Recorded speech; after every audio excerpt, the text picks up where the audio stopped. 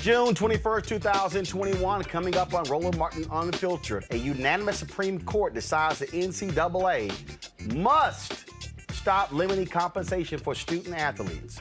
We'll talk about this with author and historian Taylor Branch. Remember, he wrote the book on the NAACP, called it The Cartel. Well, Lin-Manuel Miranda's film In the Heights has raised the issue of colorism in the Latino community. Bill Maher, he says if you're complaining about it, shut up. I'm going to explain why Bill Maher, a white man, has no clue or understanding about the history of colorism for Latinos and African Americans. Wisconsin Republican Senator Ron Johnson, remember, he was the one who opposed Juneteenth becoming a federal holiday? He showed his ass up at a Juneteenth celebration in Wisconsin. He was not well received, about as well received as raisins in potato salad. And in Georgia, the Emory School of Medicine formally apologized to a doctor 60 years after denying his application because he was black. And Democratic Senator Joe Manchin is getting backlash from Republican senators for his voting compromise. We'll show you what's being said, and you'll hear from Senator Chuck Schumer, who plans on bringing the bill to the floor for a vote this week. And Democratic state lawmakers, they walked out before the vote on various voting in Texas. Well, guess what? Texas Governor Greg Abbott, he's a little pissant. He vetoed the state budget that funded the legislature. And in San Bernardino, California, authorities investigate the video footage of a deputy kicking a man in his head during an arrest. Also, I'll dip into our archives and show you Essence Festival interviews with Slick Rick and Master P. Plus, for Black Music Month, we got a little something for you. It's time to bring the funk on Roland Martin Unfiltered. Let's go. He's got it. Whatever the miss, he's on it. Whatever it is, he's got the scoop, the fact, the find. And when it breaks, he's right on time. And it's rolling. Best believe he's knowing. Putting it down from sports to news to politics. With entertainment just for kicks, he's rolling. It's on go, y'all. It's Roland Martin, yeah. Rolling with Roland now. He's funk, he's fresh, he's real, the best, you know he's Roland Martin now.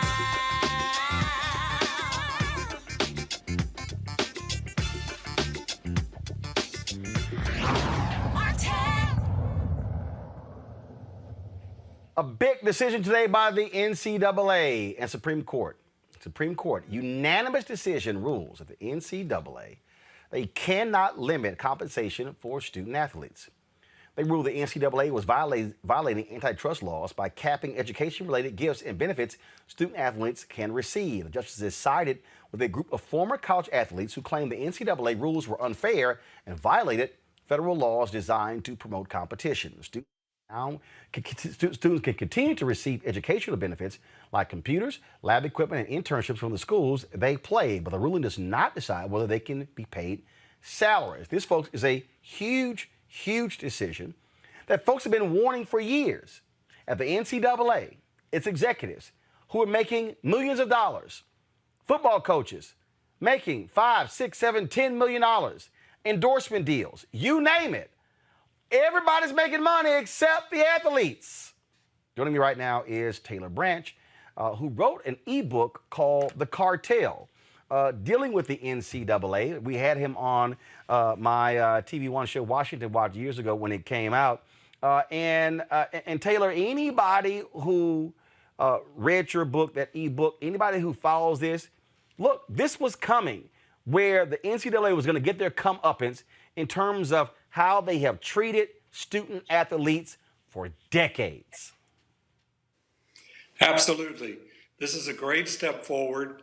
Lots of people have been working on this for a long time. I did a history of it for the Atlantic magazine, as you refer, called The Shame of College Sports. And it was a big exploration for me to figure out how they did it. But remarkably, they had the whole country brainwashed to think that athletes should play for nothing, for the convenience of everybody else that was making money and for the viewers watching. And the court has finally said today that rights come before anybody else's convenience and profits. And if you're going to compete, you've got to allow the athletes who provide the essential talent to have a share of the rewards. This was the ebook right here. First of all, I clicked the link, Taylor, and it said it wasn't available at Amazon. So let me know what's going on. I can tell you, the ebook company went bankrupt. That's a long time ago. The Atlantic article, The Shame of College Sports, you can call it up on Google anytime. Okay. Which has 90% of it. The Atlantic Monthly started this, and it was so long ago that there was an ebook experiment. Well, actually, if I was the Atlantic, I would be trying to figure out how to republish that sucker, y'all, because it was called The Cartel Inside the Rise and Imminent Fall of the NCAA. And folks, if you read that book, if you read what Taylor laid out, y'all heard me reference student athlete. Even that phrase, that was not a phrase that was conjured up in the best interest of students. Taylor, explain to people even where the phrase student athlete came from. It was contrived, admittedly, by the head of the NCAA, by their lawyers, to make it sound like an athlete in college who was a hybrid between a student and an athlete, and then nobody could understand it but the NCAA, and so that if players were hurt and got brain damaged, they couldn't collect unemployment or workers' compensation because they were defined as student athletes, which weren't quite employees. So it was originally concocted to confuse people. And we don't hyphenate anybody else in college. We don't call them student cashiers, or most students have some sort of job. But the student athlete is the only one that they concocted that thing in order to help keep the schools from having any liability for injuries to the players. So it was a legal strategy to come up with that name, student athlete, that phrase. A legal strategy, but once it worked, anybody from college sports, including broadcasters, uses it like a mantra. They always talk about student athletes, but we don't talk about any other student that way. They're students in the classroom, and they're athletes or whatever else they want to do outside the classroom. But this was a way for the universities to reap the benefits of the athletic talent without any responsibility or obligation to those same athletes. And it's been going on for a long time. As you say, the court's decision today only applies to academically related benefits, which athletes can start getting. But it's a huge precedent, and the court, including, surprisingly, Justice Kavanaugh, almost invited athletes to file more suits going to the basic issues of compensation. Once these college athletes get some rights, it's hard to keep the rest of them from them. And in fact, to the point that you just made, I think I want to show this, folks. Let me zoom in if I can.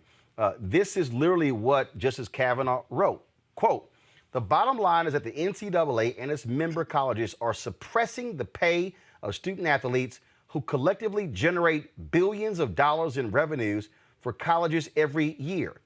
Those enormous sums of money flow to seemingly everyone except the student athletes. College presidents, athletic directors, coaches, conference commissioners, and NCAA executives take in 6- and 7-figure salaries. Colleges build lavish new facilities, but the student athletes who generate the revenues, many of whom are African American and from lower income backgrounds, end up with little or nothing. See brief for African American antitrust lawyers." Absolutely. It sounds to me like he read what we wrote. A bunch of historians, I was pleased and privileged to be on an amicus brief of historians saying this injustice has a long history in the United States. It took a long time to build up all the layers so that a lot of people in the public were kind of brainwashed into thinking this was okay. But this begins to move toward justice after a long time, and I can't be happier that the court issued this decision today. I hope others follow from it. And the thing that, again, we've talked about a lot, like this has been building, the Ed O'Bannon lawsuit, when they went after the video game makers for using the likenesses of athletes. The NCAA claimed that their names weren't on it, so therefore that wasn't them. But you're going, yeah, but you're using the number, you're using the physical build, all of that. We know exactly what's going on here. And Oscar Robertson complained about that. Here's Oscar Robertson, who hadn't been in college in 40, 50 years, and they were using his likeness from the University of Cincinnati, and he was like, what the hell? I ain't even been there for half a century. And that's what they had been making all of this money, and they've been crying, oh, but if this happens, all the other sports, we're not going to be able to fund them. No, it is now turned to big money. Now you have the Power 5 conferences talking about expanding the playoffs from 4 to 12 teams. Why? More TV money. Absolutely. By the way, I predicted that in the Shame of College Sports was written in 2011 before the playoffs started, and they were already angling toward the 4-team playoff, and inevitably it's going to grow because the revenue grows exponentially when you have a larger tournament. That's the lesson of March Madness in basketball, which basically finances the entire NCAA budget. You know, and the thing that really jumps out at me with this, and you said it best, how they brainwash all of these people. And it has been, even when I hear black folks saying crazy stuff, Taylor, well, you know, they're getting a free education. And you're like, you clearly don't know a damn thing about college sports. I worked in the athletic department at Texas A&M for 2 years in their video lab. I saw, now, I mean, there was one brother who went to A&M on an architecture scholarship, and they were angry, telling him he needed to stop focusing on architecture and focus on football. And he said, I'm not here for football. And now he was a player, but his whole deal was, look, I know what I'm here for, and that happens all the time, where essentially these are professional athletes. And the Olympics, track and field was the same way, all these so-called amateur sports. And then, of course, Prefontaine and others began to sue them. And now you have athletes who are still amateur athletes, but they're not getting paid a lot of money, who run track and field and stuff like that. This whole system was designed for another group to make all the money and partaking in the free labor. People will get away with it if they can. You mentioned the Olympics. And Steve Prefontaine, actually, ironically, Congress ended amateurism in Olympic sports because the Soviet Union was clearly paying its athletes, and we were losing too many medals. So in the 70s, they basically said the athletes themselves have to be represented on each of the Olympic committees. And as soon as they did that, the Olympics changed. But it didn't affect the popularity of the Olympics at all. The fact that Michael Phelps can make millions of dollars in endorsements, he's still competing in the Olympics, and so are Olympic athletes. And that same sort of model will probably work sometime soon, I hope, for college athletes in regular college sports. Congress itself showed that it can be done. That's how they fixed the Olympics. Well, and again, that was because they didn't like America losing. No, they didn't like that. The Russians were doping and paying their athletes a lot and basically turning them into, that's all they did. And so the Soviet Union was winning too many gold medals in the Olympics. And so we wanted to be able to compete with that. So, because Steve Prefontaine was on food stamps. The rules were so strict that they couldn't get money to train with. And now, of course, they have sponsorships and they have first-class training facilities, and they can compete with athletes from Russia or any other country. But what does it say about the American society, Taylor? Where, and this goes beyond the NCAA. It's just like all of these people who are brainwashed to build billion-dollar stadiums for owners to make them richer. And then they get mad when a player decides to hold out. How dare you hold out? You're hurting our team.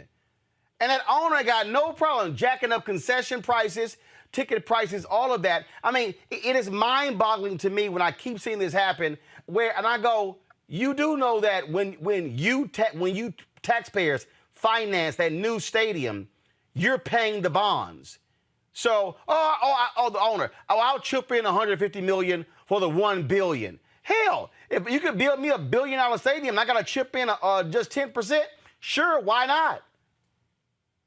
People will get away with whatever they can get away with, and if they can distract you with a shiny object and an exciting play on TV and take all the money, then if you're not careful, they can convince you to be blind to elementary fairness. And so this is not new, but the good thing about America is as long as there are courts and as long as people can fight and march and write and think, we'll be able to have a chance at least to correct some of these things. But this has gotten really, really bad when you've gotten gigantic industry with coaches multiplying. You've got $1 million assistant coaches, $1 million a year assistant coaches proliferating because they got so much money. They slather it all over the athletic department and don't have to give the athletes any salary at all. But you know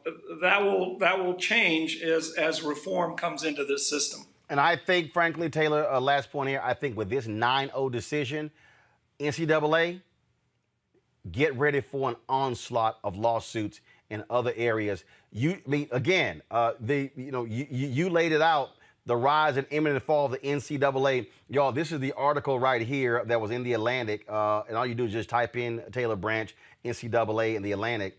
And it's called The Shame of College Sports. A leading civil rights historian makes the case for paying college athletes and reveals how a spate of lawsuits working their way through the courts could destroy the NCAA. Y'all, that was written that was in the October 2011 issue of The Atlantic. Here we are almost 10 years later, and it's coming to pass. They're going to go down real fast. They're going to have to pass a lot of new rules to avoid this whole thing crumbling.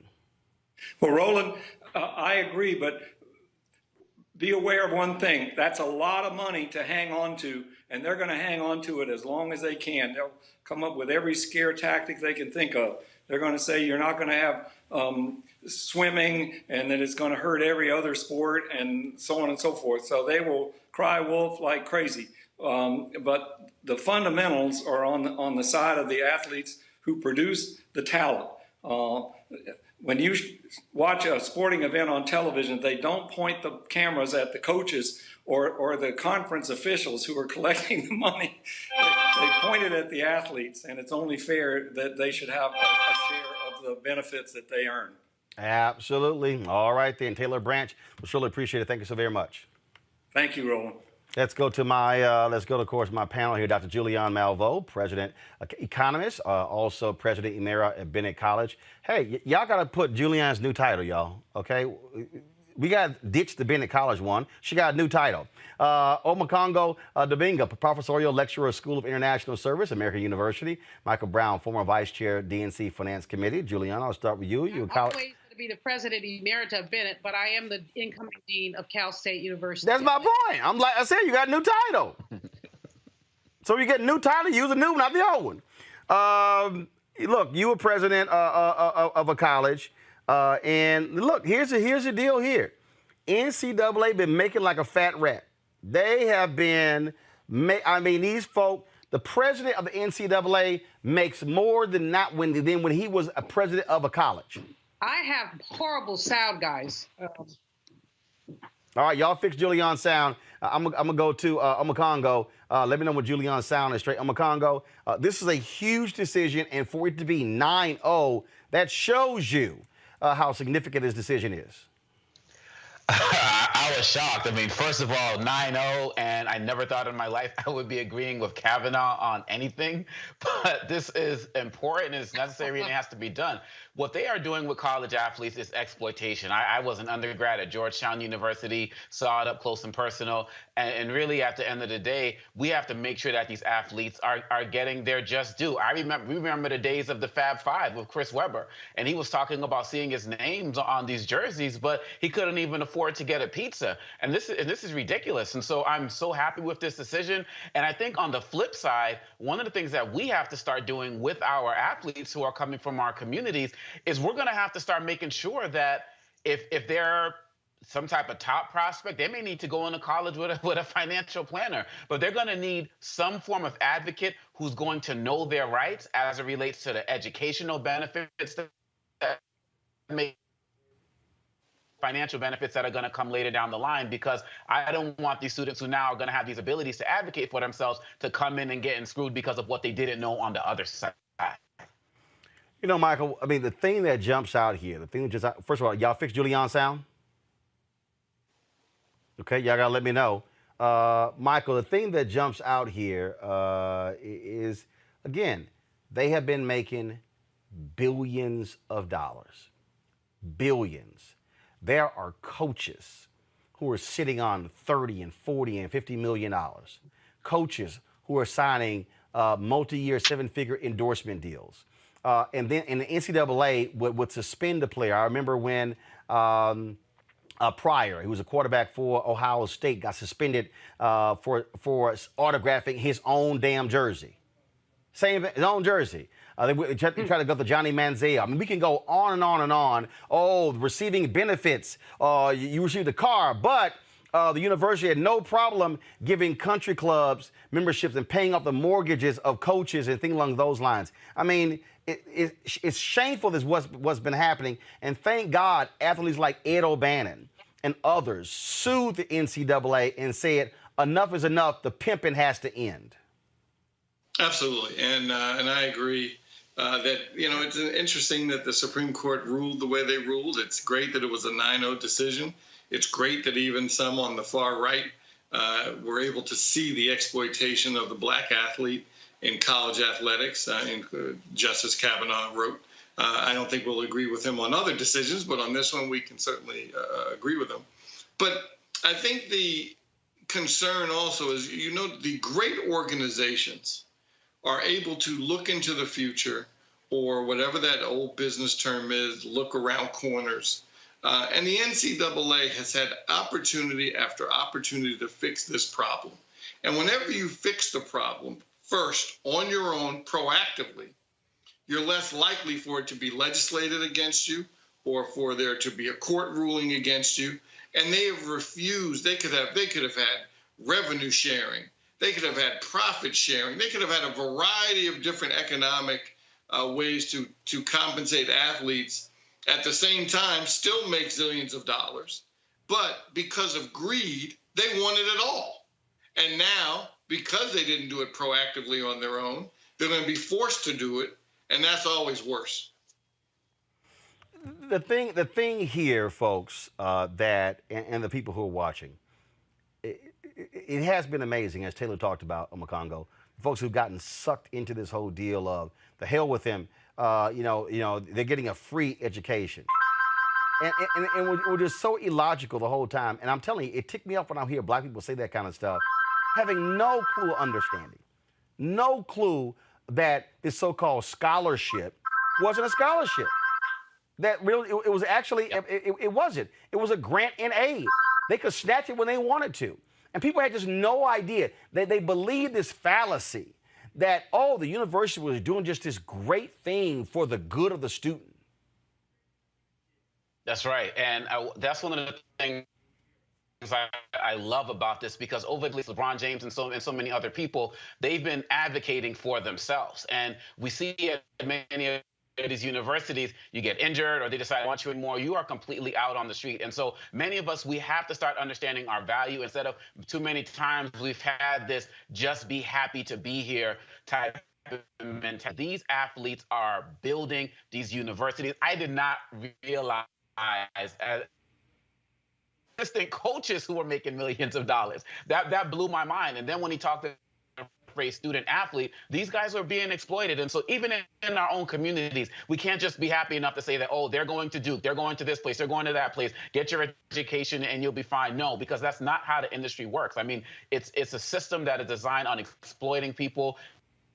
It is exploiting our talents, and it's a system designed on building long-term wealth for everybody else but us. And I am so happy that these players are wising up. And like you said, you talked about Ed O'Bannon and others, and it's been a continual process. We're not done. There's a lot more work to go. But we have to get out of this mentality of just be happy to be there. You have a chance of doing something great. Get out the community. No, let's talk about not being exploited in the ways that we wouldn't tolerate for any other group or any other group of people like coaches and assistant coaches and the like. If they're going to get that paper and these other benefits, we need to be getting that too at the student athlete level, at the athlete level, I should say. Now the word student athlete is just messing with me now, even using it now that I've been educated on that term a little bit more.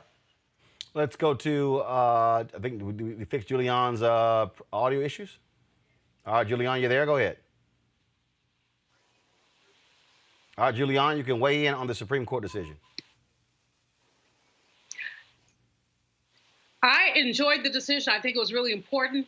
You know, I'm thinking back to, I sat on this President's Athletics Commission when I was President at Bennett, that one of those groups had. And, you know, obviously Bennett's a little bitty school without, you know, we had a basketball team and a track team. That was it. So we weren't, I guess I was there like their affirmative action person or whatever. But, you know, the conversations that people had about what coaches were earning, how presidents were being compensated for the success of their teams, and how young brothers and sisters, but mostly brothers, were being placed in jeopardy because a booster gave them a plane ticket home. Well, they should have been able to afford the plane ticket home. They should not have needed the booster to give them a plane ticket home. But the issue, quite frankly, is, as Michael said earlier, exploitation. The fact is that, you know, basically this is the height of capitalist exploitation, taking surplus value, offering a scholarship. The worst part about it, Roland, is that when some of these young people are injured or something like that, scholarship goes away. So they thought they had a 4-year deal, and then they have a knee injury. That's the end of that. So we really need to, I'm glad the court did this. I'm quite pleased with the court decision. And I think there's a lot more that has to be done in the area of athletics. And I don't like the term student athlete either, Omokongo. I mean, come on now. They, like someone said, I think Taylor Brand said, you don't have student cashiers. You don't have student maintenance workers. They get paid for being maintenance workers. They get paid, they get scholarships for being students. So why can't we treat athletes the same way and with the same dignity?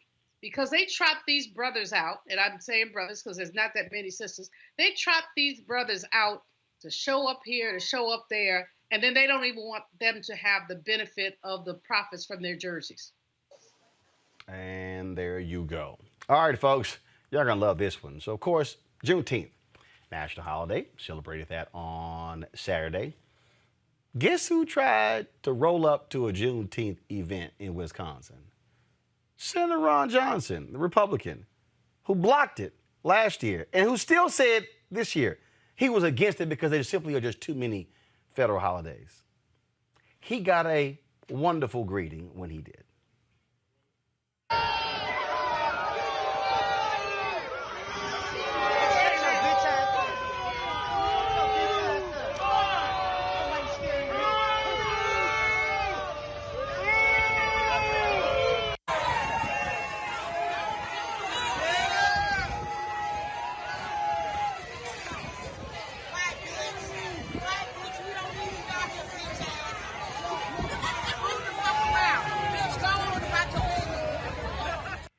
Well, Omokongo, Ron Johnson shows up to an event in Milwaukee. They booed him until he left. This was his quote. It still seems strange that having taxpayers provide federal employees paid time off is now required to celebrate the end of slavery. Well, guess what? Those folks said, we ain't got to listen to your ass talk. I loved it. Man, I was listening to some of the background comments of one woman in particular. And look, the beautiful thing about this and all of these shenanigans that the Republicans are pulling is that it actually makes me optimistic. All right. So we have an issue, Omokongo. We have an issue with your connection. We have a hold on site. We're gonna fix the problem with your connection. Michael, go ahead. It's, you know, it shows, Roland, that and as a former elected official, it just shows that politicians have no shame. He knows exactly what he did. He knows exactly what he said. He knows exactly where he stands on a variety of issues, not just the Juneteenth issue. And to show up at an event, because he's obviously thinking, oh, I'm not going to get booed. I'm going to get applauded for showing up. Because he's, of course, not think his staff didn't say, well, maybe you may get booed. You may get a couple boos here and there. So, oh, no way, because I'm showing up. I'm showing I'm the bigger person. And that was his mentality, and he deserved to get what he got.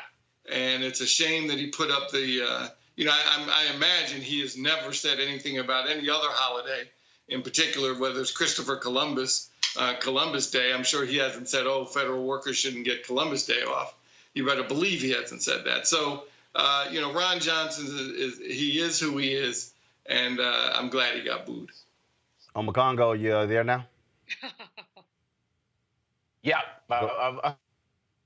And, again, I think that it's really, it can be very good for us that the Republicans are pulling on all of these shenanigans if they're not successful, because really what it's doing is it's keeping us engaged, it's keeping us involved in the elections. And so when Ron Johnson and these others show up, it's sort of like when they come into the black churches during the election season, we got to let them know that they're not welcome, that they can't on their posters in the black community. People are tired, they're upset, and they know that these guys are going to stop at nothing to disenfranchise us. So Ron Johnson got exactly what he deserved. I hope that this happens across the country, because people need to know that you're not just going to come out and just show up for these pictures and these photo ops and then come back and then disrespect our culture and history. We're not standing for it anymore. Julian?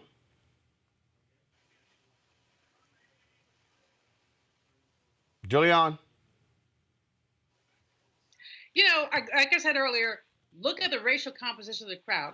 People are tired of this nonsense. People are tired of this man. People are tired of the spit that he talks. I did say spit, that he talks on the floor of the Senate. And he really, he's going to get a backlash. Now, whether it's enough to get him out of office in Wisconsin, I don't know. But what I do know is that we need to look at the 100 senators who voted for Juneteenth. If they really believe in Juneteenth, they need to vote for voting rights. They need to vote for voting rights. They need to vote for the George Floyd bill. So while I'm thrilled, well, I'm not quite thrilled. I'm not jumping for Juneteenth, but I'm happy that we have it. But I wish that these folks could take a unanimous vote and do something with it that was substantive. Well, I'm good with it. And I say every time Ron Johnson talks, boo his ass. All right, y'all. Now let's talk about this issue with the movie In the Heights. Lin-Manuel Miranda, of course, a force behind Hamilton, came out with this movie, and a lot of conversation. Latinos excited. I mean, it was about New York, and it was about the music and the culture. But then when the movie came out, there were issues. There were issues with the movie because where were the Afro-Latinos? Where did they go? Why weren't they exhibited? Why were they only sort of extras in the movie? And so Lin had to apologize for this. He actually released a statement. Y'all pull the statement up if you have it, please. This is the statement that he released. I started writing In the Heights because I didn't feel seen. And over the past 20 years, all I wanted was for us, all of us, to feel seen. I'm seeing the discussion around Afro-Latino representation in our film this weekend. It is clear that many in our dark-skinned Afro-Latino community don't feel sufficiently represented within it, particularly among the leading roles. I can hear the hurt and frustration over colorism, of feeling still unseen in the feedback. I hear that without sufficient dark-skinned Afro-Latino representation, the work feels extractive of the community we wanted so much to represent with pride and joy. In trying to paint a mosaic of this community, we fell short. I'm truly sorry. I'm learning from the feedback. I thank you for raising it, and I'm listening. I'm trying to hold space for both the incredible pride in the movie we made and be accountable for our shortcomings. Thanks for your honest feedback. I promise to do better in my future projects, and I'm dedicated to the learning and evolving we all have to do to make sure we are honoring our diverse and vibrant community. Siempre LMM. Now, you might remember Rita Moreno. She went on, I believe it was Stephen Colbert's show, and she had some thoughts about that. And this is what Rita Moreno said. For a second, about that criticism about Lin-Manuel, that really upsets me. Oh yeah, for the Did you people who see don't that? for the people who don't know, your friend and ours, Lin-Manuel Miranda, has been in the news. He also co-produced my documentary. Yeah. There's been some criticism for the lack of Afro-Latino people in the Heights, the movie adaptation of his play. I mean, it's like what do you make of that? You can never do right, it seems. This is the man who literally has brought Latino-ness and Puerto Rican-ness to America. I couldn't do it. I mean, I would love to say I did, but I couldn't. Lin-Manuel has done that really single-handedly, and I'm thrilled to pieces, and I'm proud that he produced my documentary. And so are you saying that while you may understand where people's concerns come from, that perhaps it's misplaced in criticizing him in this? Well, I'm simply saying, can't you just wait a while and leave it alone? There's a lot of people who are Puerto Rican, who are also from Guatemala, who are dark and who are also fair. We are all colors in Puerto Rico. Mm-hmm. And this is how it is. And it would be so nice if they hadn't come up with that and left it alone just for now. I mean, they're really attacking the wrong person. Now, after that, Rita Moreno got a whole lot of criticism. And Rita had to come out and say that, you know what? Yeah, I kind of messed up. I kind of messed up. She admitted that she was disappointed in herself for those comments. Friday, Real Time with Bill Maher. The conversation came up. And leave it to Mr. I'm white, but I can opine on anything, Bill Maher. This is what he had to say. Reading also about Lin-Manuel Miranda this week, he of Hamilton fame and, won a Pulitzer Prize for it. He's got a new musical, The Heights, which is about Washington Heights. I know that neighborhood. My father parked in it every day of his life, going to New York, coming over from New Jersey, and then taking the subway down to Midtown. And he wrote the music and lyrics. His parents are Puerto Rican, came to this country from Puerto Rico. The book is by someone who's half Puerto Rican. It got 96% Rotten Tomatoes. People loved it. Great reviews, for which he has apologized profusely. Why? Well, there's Latinx performers, one black lead, but no Afro-Latinx. The committee that makes note of everyone's skin tone discovered this, and then Lin-Manuel Miranda had to say, I'm truly sorry. I'm learning from the feedback. I thank you for raising it, and I'm listening. I promise to do better in my future projects. This is what I was talking about with Nikki. Please stop the apologizing. You're the guy who made the founding fathers black and Hispanic. I don't think you have to apologize to Twitter. For fuck's sake. This is why people hate Democrats. It's cringy. Well, they can't seem to distinguish between an oversight and an outrage. Okay, and let me help them. As a white boy, I had to look this up because it's not my lived experience. But if you're a black woman giving birth, you're 4 times more likely to die in childbirth than a white woman. If you're a black kid, you're 2.5 times more likely to be shot by a cop than a white kid. If you happen to survive all that, you make less money, you have less wealth, and you die sooner. Those are outrages, and liberals ought to be focused on that, not the casting choices of, I think, a heroic guy who's making a film about a minority community. Right. I mean...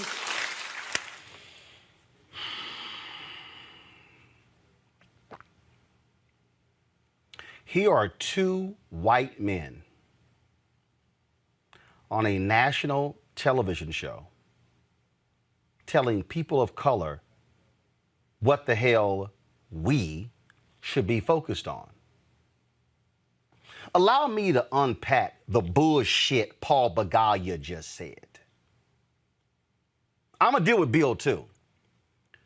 But the bullshit from Begalia, the things that he cited are issues we've covered. But what Paul does not understand, what Bill Maher does not understand, is that black people and Afro-Latinos have had to deal with whiteness deciding what's palatable. We can go through history when you were a light-skinned black actress. Hollywood said, we'll accept Lena Horne. We'll accept Dorothy Dandridge. But oh, no, we are not going to accept a dark-skinned black woman. The idea of colorism is real because within the Latina community, within the black community, not just in the United States, but all across the globe, white supremacy has caused even us and those of us in our communities to go through the light-skinned, dark-skinned thing because white has been defined as right. That's why you had black folks in America who passed. Because they said, I will have a better existence in this society if I'm white. Jane Elliott has challenged white America saying, if you could trade places with somebody black, even if they're successful, would you? Hell no, the hands. Chris Rock, he said, no white man would trade places with me and I'm rich. So for Paul Begalia and Bill Maher to be so dismissive of the concerns also shows how they have no understanding of how deep this thing is. It has an economic impact. It has an impact on how you see yourself. See, it's real easy for two white men like Paul Begalia and Bill Maher to sit on television and say that because they've never been erased. They don't know what erasure is like. Black folks have had to deal with erasure in everything. The movie came out about Stonewall. Oh, gay folks were excited. How you erase the black people who actually made Stonewall real? Stonewall was led by black gay people. But Hollywood was like, no, y'all don't even exist. We can go down the line. How Hollywood consistently has to frame things through the white prism. Not the black star, but the white stars. George Lucas experienced this when he made Red Tails. Went to every major Hollywood studio. They said, hey, where are the white heroes? He said, the white people are the villains. The heroes are the black people. No, we need some white heroes. What Bill Maher and Paul Begalia don't get is that in American society, dark skin has always been seen like a savage. Ooh, you got nice hair. Ooh, when black and white people get together, they make pretty babies. We could go down the line. A few years ago, Afro-Latinos were criticizing Telemundo and criticizing Univision, saying, why am I seeing white Hispanics? Why are we not seeing darker hued folks on those networks, in the novellas, on the news? Colorism. Go to Haiti, colorism. Go to Jamaica, other places in the Caribbean, colorism. Go to Africa, where the bleaching creams sales have exploded. Why? Because in this world, white men and white women have said that whiteness reigns supreme. And so for Bill Maher and Paul Bagaya to have the conversation, how about this, Bill? Why, if you wanted to discuss that, why didn't you book a Latino to be on the show? Yeah, I know you had the light-skinned sister, and I'm saying that for a reason, with the New York Times. But maybe if you had an Afro-Latino on the show, and in fact, Bill, I'll ask this. How many Afro-Latino commentators have you had on your show? I know as an African-American, y'all only had me one time, October 2014, and y'all can't return our phone calls, so it's been 7 years. But I want to know, where are they? See, if y'all really want to go there, let's talk about CNN, MSNBC, Fox News, ABC, NBC, CBS. First, how many Latino commentators do you see on network news? And if you see them, what do they look like? Do you see Afro-Latinos? America's never understood. America thought Roberto Clemente, oh, he black. He's like, no, I'm not. Gina Torres, oh, she black. She's like, no, this is who I am. And so here you got two white men in all of their whiteness, and all of their white maleness, and all of their superiority, and in their paternalistic tone, sitting there saying, how dare y'all? How dare y'all get outraged? What's wrong with you? Here are the other more important issues that y'all should be concerned about. How dare y'all get concerned about those things?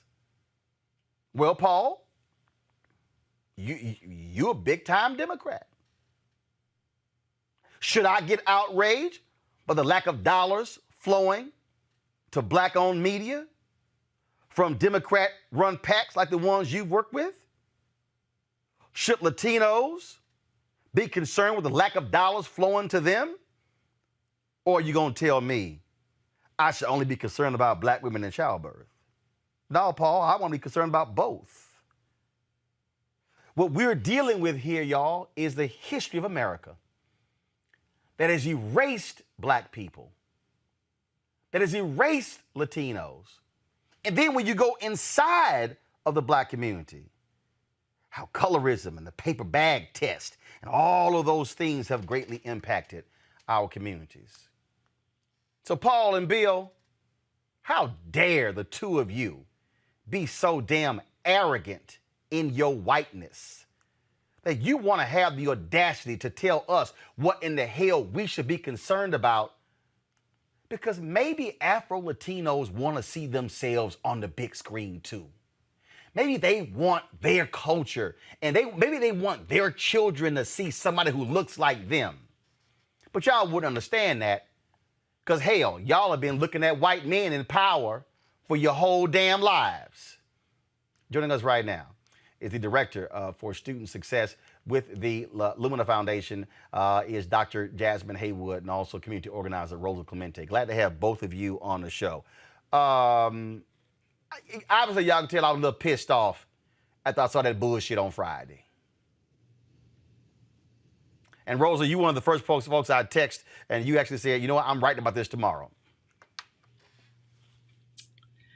Yeah, you know, Roland, I don't really care about neoliberal racists and then also a misogynist, sexist, and Muslim, anti-Muslim Bill Maher. I think our greater concern, especially as Puerto Ricans, is first and foremost, if you're making a movie in Washington Heights, it should be a movie about the Dominican community in Washington Heights. This movie cast no Dominican actors. It casts light-skinned Puerto Ricans. But my beef is way bigger than the representation, because I'm at a point in my life where if we're going to be represented, we have to make the stories ourselves. Just like you have been a guide for the last 25 years for so many of us that do quote unquote independent journalism, but journalism that cares about our communities. Our biggest concern, my biggest concern, is that Lin-Manuel Miranda and his father have been anti-Black since before Lin was born and throughout his success with Hamilton. We can all agree that Hamilton in this day and era would never be made. You would never make a show now about a white man and another white man that enslaved Africans and the way that Lin turned that into a success. But second, the biggest concern, especially from the Puerto Rican community, is that Lin-Manuel supported, gave testimony, and was there when President Barack Obama signed Promesa.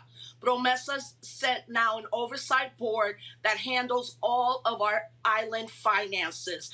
All mostly white men and women who work on Wall Street and decide each month how much money Puerto Rico, the government, can spend on the social good and municipal welfare. So for me, Lin-Manuel has been anti-Black when he supported Promesa. He was anti-Black when he went to Puerto Rico against the wishes of Puerto Rican organizers and students and brought Hamilton down there where people paid $10,000 a head to be there. The average yearly economy of a Puerto Rican with 4 people in a family is $37,000. And lastly, his anti-Blackness and what his father has done in New York City is a story that a lot of people don't know. People need to investigate who his father is. And if you talk to any elder activists or organizers from the 60s and the 90s, they considered his father a poverty pimp. And I would consider him that as well. But lastly, who in Puerto Rico did they think Promesa was going to affect the most?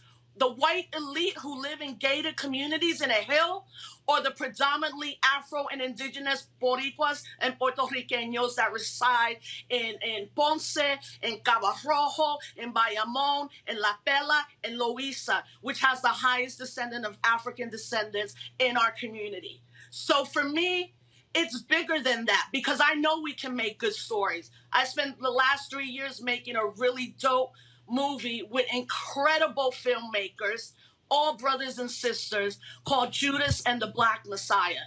And that was not a biography. And we should have more movies on that.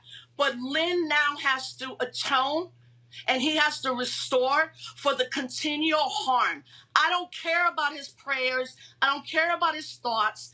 And honestly, Roland, I think this is going to end up happening. Lin is going to go the white way in Hollywood. He'll now direct movies with white people in it. He'll be in cartoons and all of that because he has no space and his father has no space in our community. I actually, and this will probably be controversial, I think they're traitors to their Puerto Rican self, our elders and our ancestors. Dr. Jasmine Haywood, the thing that what really, again, troubles me about this are the people who have, 2 white guys who ain't got no clue about the reality of how deeply embedded colorism is. And for them, it's like, oh, be happy, y'all, it's some Latinos. Well, I remember when Black women criticized how Spike Lee was writing Black female roles. Just because, and again, I know Spike is a friend, but he took the hit. Tyler Perry gets criticized. We've seen folks say the exact same thing. We don't see this person, that person. I mean, we talk about in this country, America loves talking about Cubans. Very few Afro-Cubans. And again, what these two are projecting, but to say basically, how dare y'all even speak your piece? Just be quiet and go sit down and just enjoy the movie. That's pretty much what they were saying. Just shut up and watch the movie and be happy. Mm-hmm. Yeah, I mean, it's all a function of white supremacy.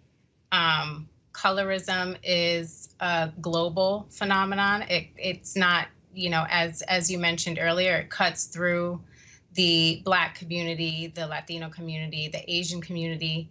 In fact, John Chu, who directed In the Heights, had this same criticism when he directed Crazy Rich Asians, in terms of casting more lighter-skinned Asians in the main lead roles.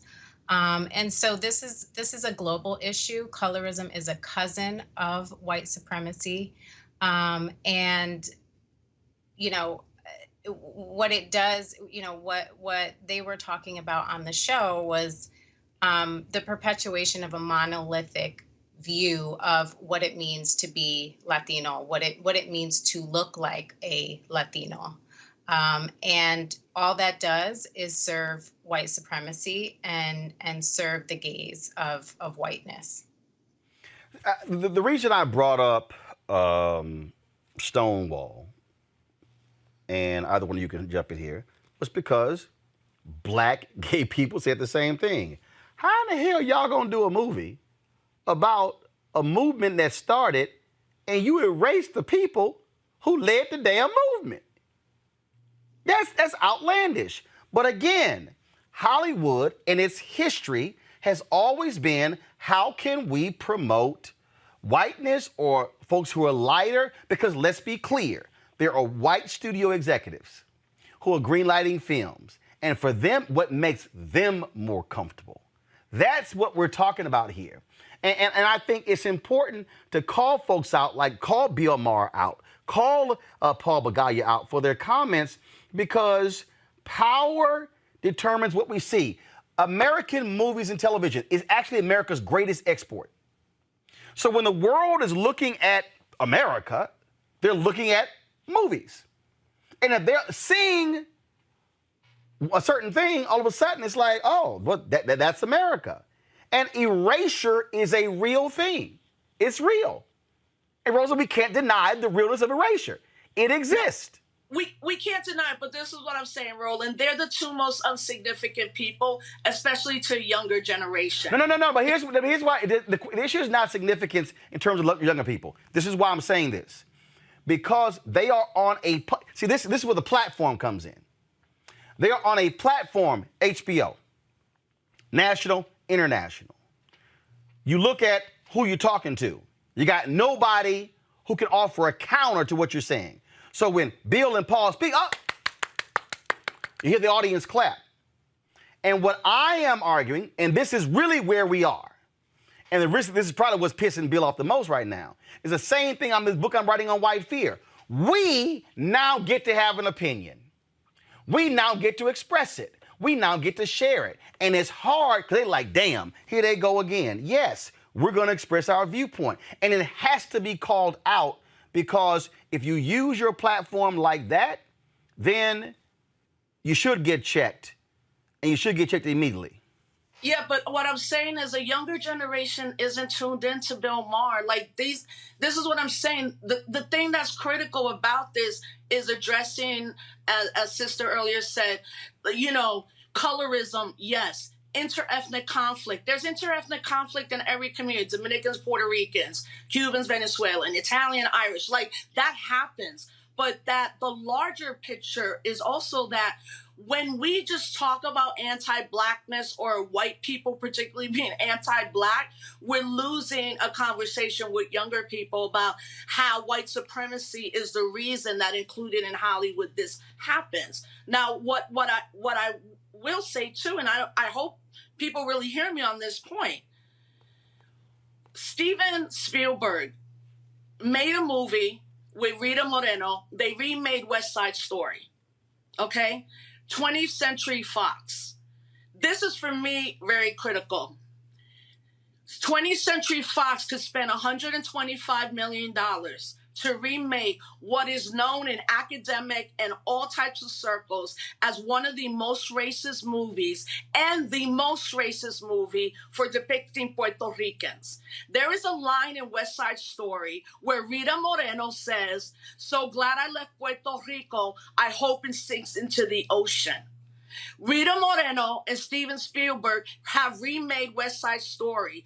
Who was in that room, as you said? Who said in that room, this is a really good idea? Let's green light one of the most racist movies ever made that has already been remade that hundreds of times on the Tony stage. That's why when Rita Moreno said what she said, so many of us were like, oh my God, she's an elder. But actually, that interview with Stephen Colbert is such a concrete example to show the anti-Blackness in the passing white Latinx community. And lastly, I don't identify as Afro-Latinx or Black Latinx. I identify as a Black Puerto Rican woman. I use the language that is inclusive, but I've also been one for over 25 years to say, I'm not Afro anything. I'm an African descent. I'm a Black Puerto Rican. Up until 3 years ago, it was very unpopular to say that. Now, unfortunately, what we're seeing is the same passing white Latino creatives, influencers, and that are the ones all being asked to write about why In the Heights was anti-Black.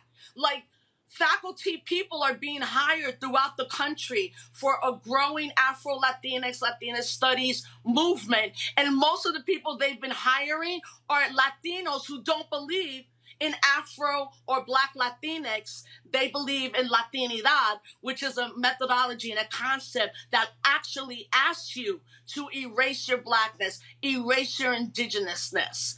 So the bigger picture is, we as Afro, Black, Latino, Latinx folks, this is our time right now to get loud. And it means hitting at all the levels. But ultimately, I have a goal right now, Roland. Honestly, I don't want West Side Story to come out.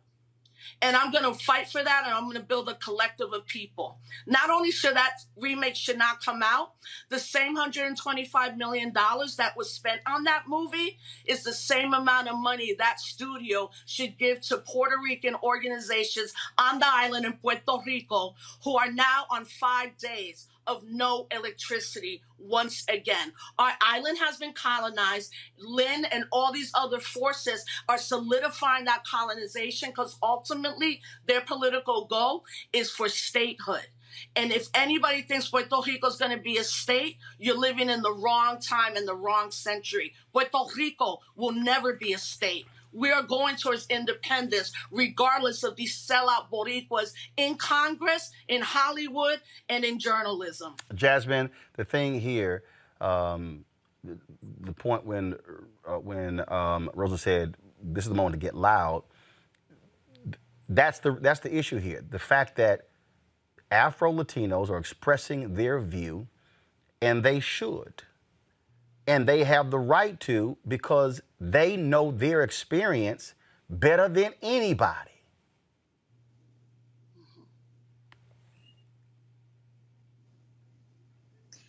Yeah, I mean, the fact of the matter is that as we're looking at what happened, and you know, Rita Moreno and other people are saying things like, essentially the subtext of what they're saying is you should just be happy with what you got.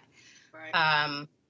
What that is, it reminds me of a concept called interest convergence by Derek Bell. And what that is that when those in power, when essentially the majority white folks, when those in power lend out, you know, a hand to advance equity for people of color, but they only do it within the circumstances so that the benefits for white folks outweigh the benefits for people of color.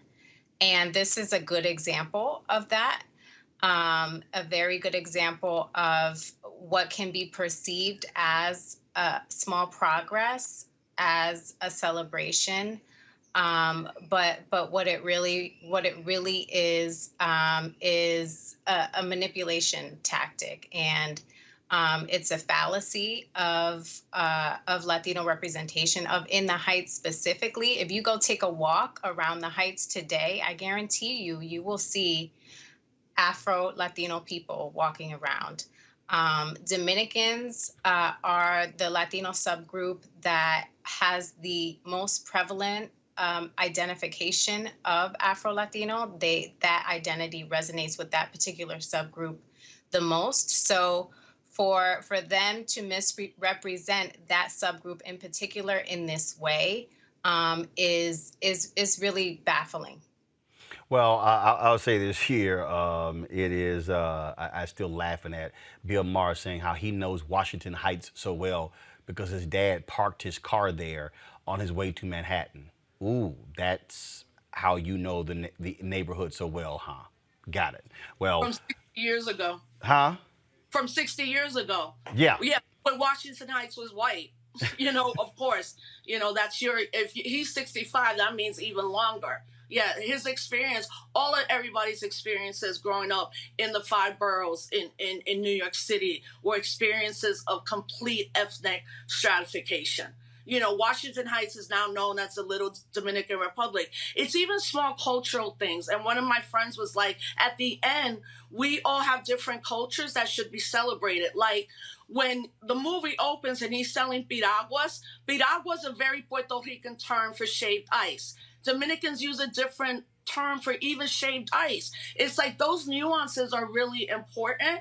But what's also important for people to understand and grapple with Blackness and how we talk about it in the United States, very rarely do we talk about Blackness outside of the binary of African American and European American, as opposed to the Black diasporic world where it shows his heart the most. The Bronx, Washington Heights, even to this day, Brooklyn, and the 5 boroughs is where you'll find every, quote, Latino community somehow represented, but you're also seeing a growing Garifuna community that is Black, a growing Black Belizean community, a growing Black Cuban community, the continual growth of a Black Puerto Rican community, the continual growth of a Black Dominican community. And it's not baffling because once we can align ourselves in solidarity with other brothers and sisters and non-binary folks on the issues that impact all of us around material resources, what they're afraid is that we're solidifying our ranks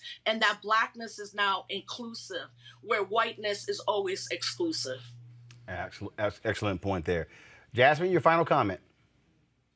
Yeah, I just want to add on to that and say there was something that's not getting a lot of shine in the media is that there was an important piece that was in the play that was left out of the movie. And that was a scene where the father expressed some anti-Black sentiments towards Benny and him dating Nina. And that is not that's not a coincidence. It has to do with the same issue of a lack of dark-skinned Afro-Latinos in leading roles. And that would have been a perfect opportunity to showcase the realities of what it is like for a lot of African-descendant Latinas dating monoracial Black men and the pushback that they get from their families. And that's an important piece that hasn't been talked about a lot, that has been left out of the conversation. All right, then. Rosa Clemente, Jasmine Haywood, we really appreciate it. Thanks a lot. Thank you. All right, folks. Gotta go to a break. We'll be back on Roland Martin Unfiltered. I believe that people our age have lost the ability to focus the discipline on the art of organizing. The challenges, there's so many of them and they're complex. And we need to be moving to address them. But I'm able to say, watch out, Tiffany. I know this road. That is so freaking dope.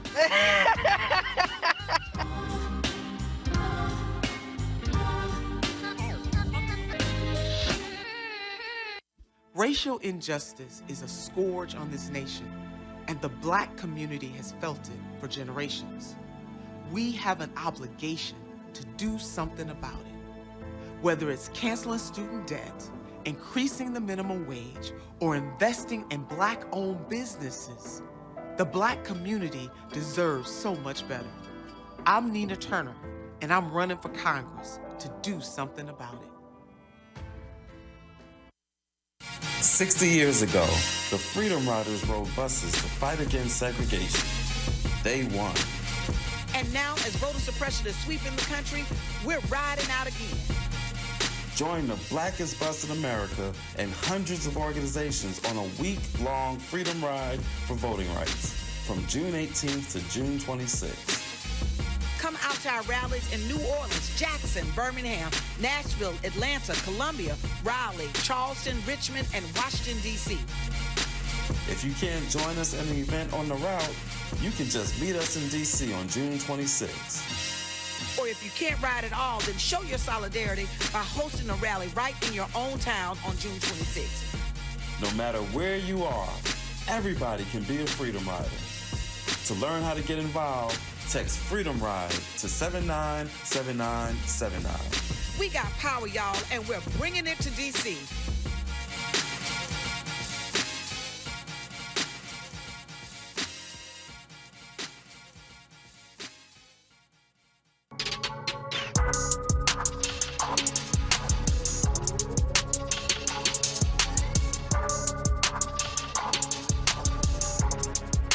Slick Rick, it's a whole lot of black love here at Essence. Yes, there is. There is. Good to see everybody together, yeah.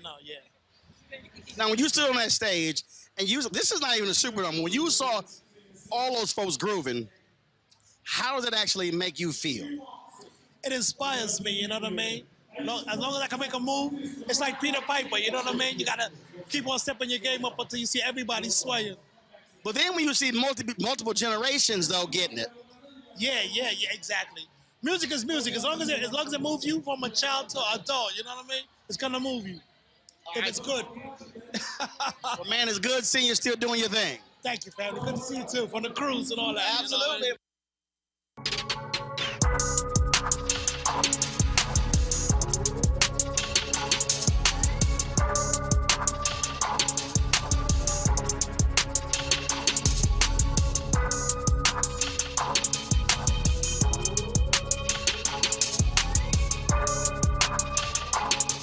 All right, folks, be sure to watch the 2021 Essence Festival of Culture live virtual experience on essencestudios.com, also essence.com, taking place this Friday through Sunday, plus July 2nd through the 4th. Next Monday, we'll have a recap of the first weekend, and then on July 5th, we'll have another recap for that weekend. We appreciate the partnership with Coca-Cola. Thank you so very much. All right, folks, let's go to the home of Coca-Cola, Georgia, where Governor Brian Kemp is deciding whether Georgia government agencies are going to close next year for Juneteenth. Guess what? To observe Juneteenth as one of the state's fixed 12 paid holidays, Kemp would have to give up either Confederate Memorial Day on April 26th or Robert E. Lee's birthday on January 19th. He will announce his decision in the next few weeks. Ooh, that's going to be a good campaign one right there, Michael. Mike, we can't hear you. I can't wait to see how he reaches his decision and who he talks to about his decision. I don't know who I imagine some of these state representatives that are going to say, if you don't support Robert E. Lee or the Confederate Day, we're going to, pull our support. How dare you even consider Juneteenth as a holiday? So be curious to see. I think I know what Brian Kemp's going to do. He's not going to do the right thing, and it's unfortunate. But that's again, as we've talked about on several occasions, those kind of issues come to the ballot box. If you're not happy with those decisions that your elected leaders are making, vote them out. If you sit at home and cry about, that, your vote doesn't count, your vote doesn't matter, even though you saw firsthand that it does in the last election cycle in Georgia, you can make a difference. So we'll see what Brian Kemp does, but I'm not holding my breath that he's going to do the right thing. That's a hell of a when you got Confederate Memorial Day, Julian, and Robert E. Lee's birthday. Let's see. So we got to choose between a trader who had slaves, who didn't want us to be freed, and the Confederates who didn't want us to be freed. And then we got to pick whether we're going to have the holiday where we got freed in Texas. Uh-oh.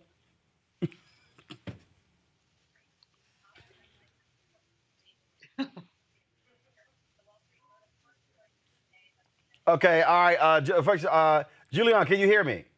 All right, y'all, fix her audio. Makongo, your thoughts about that? Yes. Well, I think that I First agree of all, we can't with Michael. expect Unfortunately, I think Governor Kemp is going to make the wrong decision and not be on the right side of history. But you know what? This is also a good time for us to not forget that we need to keep the pressure up on the corporations, the Coca-Colas and the like, because we put a lot of pressure on them earlier this year as it relates to not supporting some of the efforts that were being made in Georgia. And now we're spending so much time speaking about some of this legislation that we can't take the eye off the ball of the people who fund these organizations and so who fund the Republican, whatever you want to call it, network of voter disenfranchisement. So I believe that if we can keep that pressure on, calling out these companies, and as Michael said, reminding people of remembering when these next elections come around, maybe we'll get lucky and, well, not lucky, maybe we will force Governor Kemp to make the proper decision, but we have to make sure that all of our efforts, 360, are focused on the corporate pressure as well as the political pressure. And I think we might get a result that works in our favor. Laughing. I'm just laughing that the choice is Juneteenth, Confederate Memorial Day, or Robert E. Lee's birthday. Oh, I love it. I love it going into an election year. I'm sure Stacey Abrams is like, jumping at the bit, no doubt. what you gonna do, Brian? What you gonna do? You gonna side with freedom or with the people who didn't want us free? I love it. I love it. I love it. All right, y'all. The Emory School of Medicine formally apologizes to a doctor more than 60 years after denying his application because he was black. As part of its Juneteenth programming, Emory School of Medicine invited Dr. Marion Hood to a virtual event for students, faculty, and staff members. The school's dean handed Dr. Hood a framed letter apologizing for the rejection letter he received in 1959. The 83-year-old doctor told the story about how he didn't allow the school's discriminatory policy to stop him. Dr. Hood went on to study medicine at Loyola University in Chicago, where he said he still faced discrimination. After graduating, he became a gynecologist and obstetrician in Atlanta, where he delivered more than 7,000 babies before retiring in 2008. We've seen a lot of these taking place here, Michael, where these schools and universities are apologizing for their past and apologizing for these type of issues. Some will say, hey, too late. But frankly, for the person who experienced it, I think it's important. Yeah, it's, it's so difficult when you're dealing with these kinds of issues related to, obviously, education, both secondary education, university learning, postgraduate degrees, and where the fairness comes in. And I'm sure my other panelists will have more to say because he's in academia and will have certainly understand the kind of dynamics between fairness and race and socioeconomic issues, and how do you balance it to make it fair?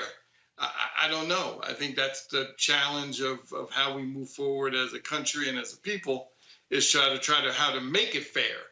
And that's going back to the NCAA decision from the Supreme Court earlier, is to try how to figure out how to level the playing field. Makongo? Well, in actuality, this actually ties back to the conversation you just had regarding the Heights, because really what it comes down to is a question about representation and doing the right thing. Apologies are nice, but it has to be apology plus something else. We just saw another story over the weekend where a 99-year-old African-American soldier was awarded the Purple Heart after being denied it all of these years. And so the recognition is important, but really at the end of the day, I want to know, what is Emory doing? What are other universities doing to make sure that maybe provide some other types of financial assistance for future students who want to be in the medical school? We have to do more to correct the record. And again, as Michael was saying, it is really important that these people are getting the recognition for what they've done while they're still here, because so many have passed without getting that recognition. But we need more than apologies. It's sort of like with Juneteenth, right? We are happy that we got the holiday. We are happy for that. But as it was said earlier, after the celebration, we need legislation and we need to fight. So Emory did the work in correcting the record, but we need to do more. Are they developing community programs for people in the area who may want to study medicine? Are they connecting Emory with the larger African-American community? These types of projects need to show that we can go beyond apologies and actually look towards making real change in the communities. And so we take the apology, glad he got it, but they need to do a lot more. And a lot of organizations across different industries need to be doing the same. I'll say one other thing, Roland Martin. You talked about a couple of weeks ago of how many of these corporations decided to give $50 billion towards diversity initiatives, but only like $250 million went out. People talk a good game, but we got to force them to walk the walk. Absolutely. Let's talk about voting, folks. Criticism from Senate Democrats continues to pour in since Democratic Senator Joe Manchin blocked the passing of the 4 people. Well, actually, he didn't. He said he's not going to vote for it. It has to come up for a vote, so he hasn't blocked anything. Now Manchin is receiving backlash from GOP senators. Senator Lindsey Graham appeared on Fox News Sunday where he spoke about Manchin's voting compromise. Now, Senator Manchin took out a lot of the basic Senate plans, S1, the For the People Act, like public financing of congressional elections. Can you go along with the Manchin stripped-down version? And if not, why not? Well, one, I like Joe Manchin a lot, but we had the largest turnout in the history of the United States, and states are in charge of voting in America. So I don't like the idea of taking the power to redistrict away from state legislators.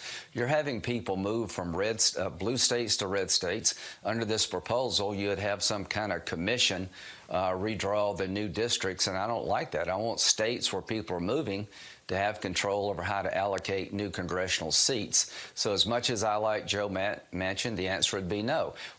In my view, SR1 is the biggest power grab in the history of the country. It mandates ballot harvesting, no voter ID. It does away with the states being able to redistrict when you have population shifts.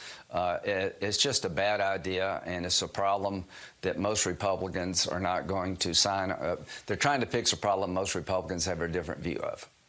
Now, folks, the Senate is scheduled for a test vote of the For the People Act tomorrow. Senator Chuck Schumer actually took the floor where he talked about this very issue. I'm going to pull that video up.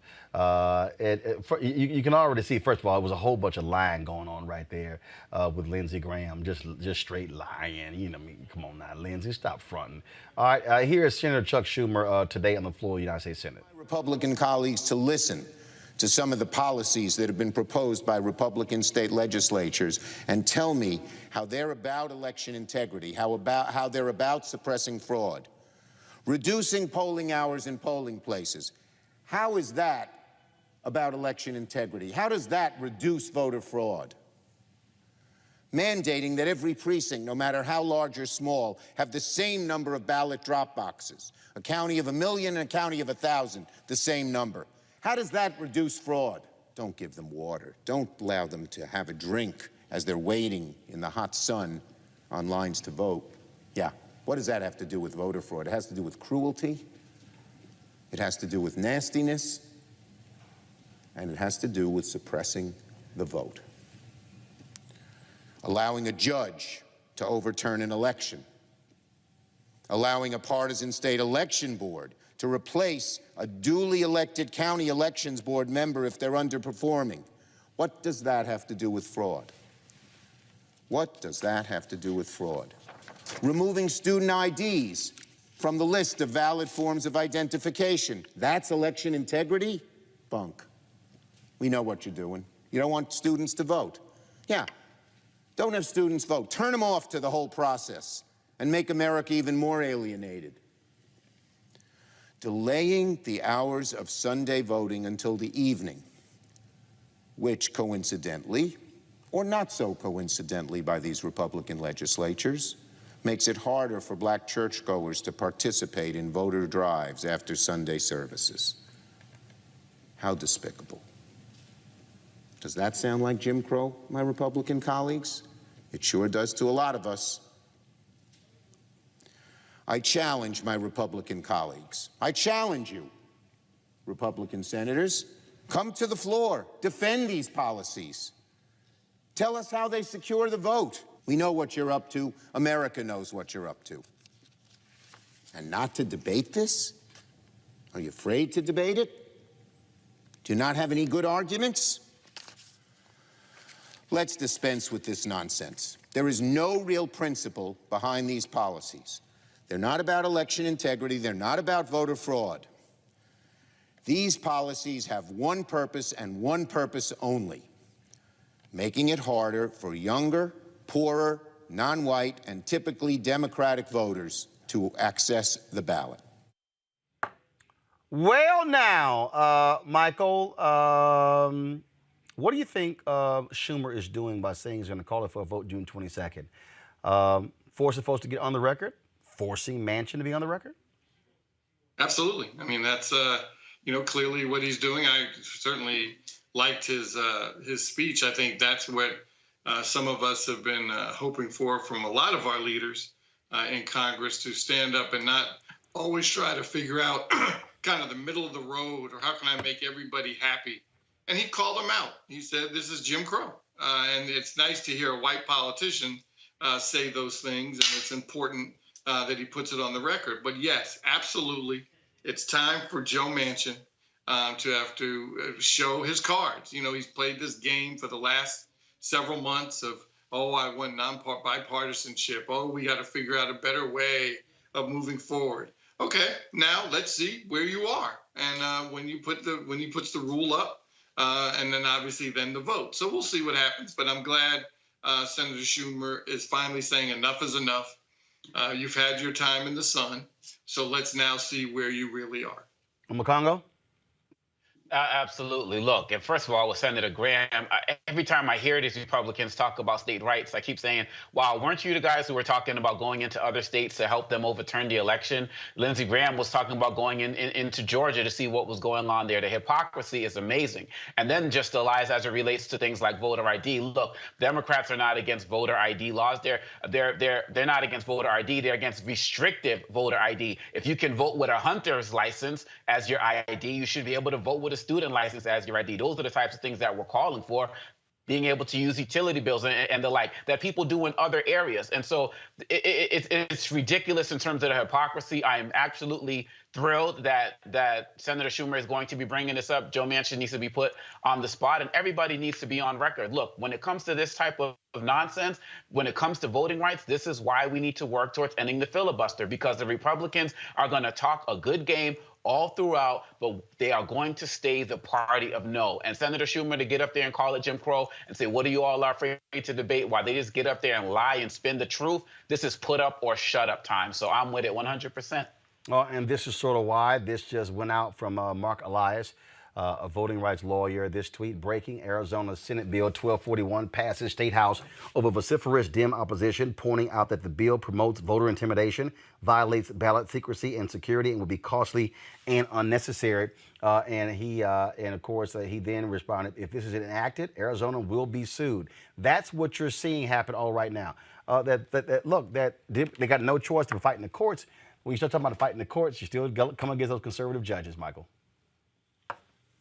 Right, exactly. And well, again, some of these courts will also be on the under the light to see where they come in on this. Obviously, we have a history of laws related to Jim Crow laws and intimidation laws and voter suppression laws, and so now we'll see where they are. Now, we were applauding Justice Kavanaugh a little while ago about his decision on the NCAA ruling, and now we'll see how he comes in on this one, because all these are going to eventually go to the Supreme Court, because obviously it's states' rights and state versus state or state versus the federal government. Hence, why I know there are a lot of different issues where a lot of folks would like to see the filibuster blown up for particular issues.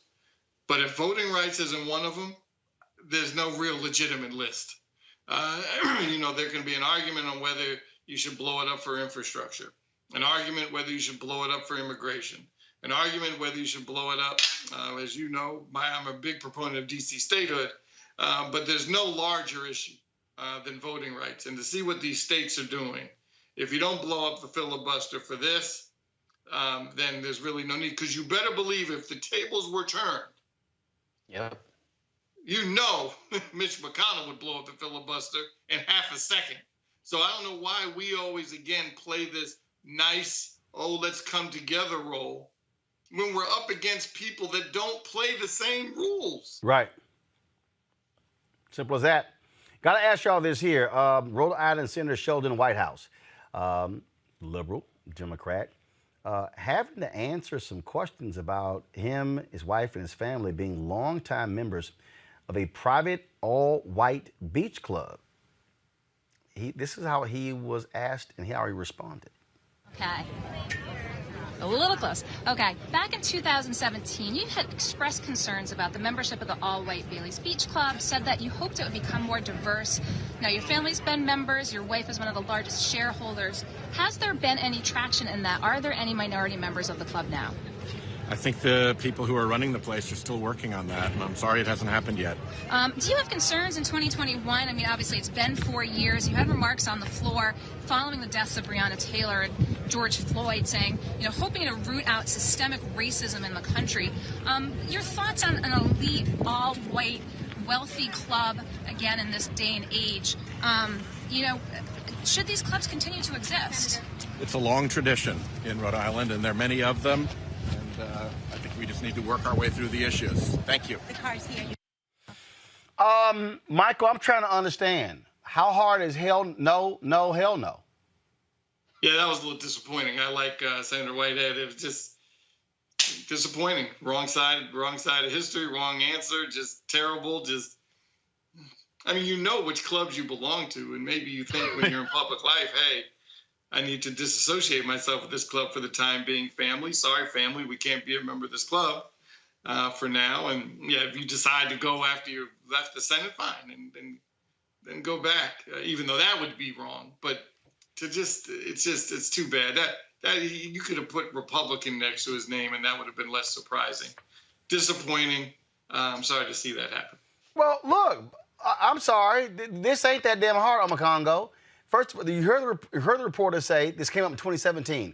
Dude, it's 4 damn years. They're working their way through these issues? No. What you should have said, Senator Sheldon Whitehouse, is real simple. End this now or we will resign. I guarantee you, Congo, if the U.S. Senator from Rhode Island had said to these white folks, end this now or we are walking, they probably would have changed it. And they told him no, he should have said, good riddance. Absolutely. And to sit there and say, yeah, I'm sorry, this is still the case, acting as if he can't do anything about it. You are a United States Senator. And then he's used something towards the end of the conversation about it being a tradition. This is like, oh, I wish for the good old days or how it used to be. Again, as Michael was saying, these are like Republican talking points. And his wife being one of the largest shareholders, no. If we're going to put pressure on corporations and other people to support voting rights and the like, we need to put pressure on him. We need to put pressure on that club to change this. This is ridiculous. And really, at the end of the day, I believe that there are probably some other Democratic senators who are just like that, and they need to be on blast that they are going to be exposed as well. This is the benefits of what happens when you have good journalism. And quite honestly, Senator Whitehouse, the hypocrisy is amazing. You can't talk. Don't put Breonna Taylor and other people's name in your mouth if you're still going to be part of organizations like that. He can't be throwing his hands up. He needs to make an actual change. Like you said, it's been 4 years. There better not be a 5th one. And hell, I guess who's from Rhode Island? Jeffrey Osborne's from Rhode Island. Y'all need some black people? Claudia Jordan. I think she's from Rhode Island as well. There's some black people in Rhode Island. I mean, I play in Jeffrey's golf tournament every year. I see a lot of them. Y'all, this is the BS here. And I don't give a damn if you're a Democrat. And the deal is, I'm not going to say, oh, well, no. Senator Sheldon Whitehouse, that was a trash-ass answer. And what he should be saying is, to the club, change this policy now or me and my family will resign. And if his wife is a shareholder, he should announce she is going to be selling her shares in this. If they don't change it, she will be selling her shares and donating it to a black cause. That's what he should be saying. That's how leaders lead. Simple as that. Absolutely. Y'all got to go to a break. We come back. Where's our money segment? Coca-Cola makes a big decision and big announcement regarding the support of Black and minority-owned advertising outlets. I'm going to explain when we come back on Roland Martin Unfiltered. George Floyd's death hopefully put another nail in the coffin of racism. You talk about awakening America. It led to a historic summer of protest. I hope our younger generation don't ever forget that nonviolence is soul force. Priceless.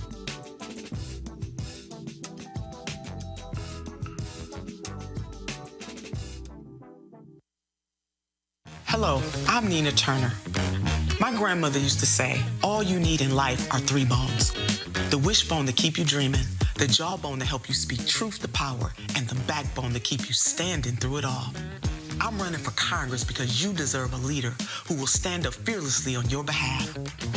Together, we will deliver Medicare for all, good jobs that pay a living wage, and bold justice reform. I'm Nina Turner, and I approve this message. Hey, y'all, join the blackest bus in America and hundreds of organizations on a freedom ride for voting rights. From June 18th to June 26th, join our caravan for rallies in cities and states from Louisiana to Virginia. And on June 26th, you can join us in Washington, D.C., or host a voting rights event in your own city. To learn how to get involved, text Freedom Ride to 797979.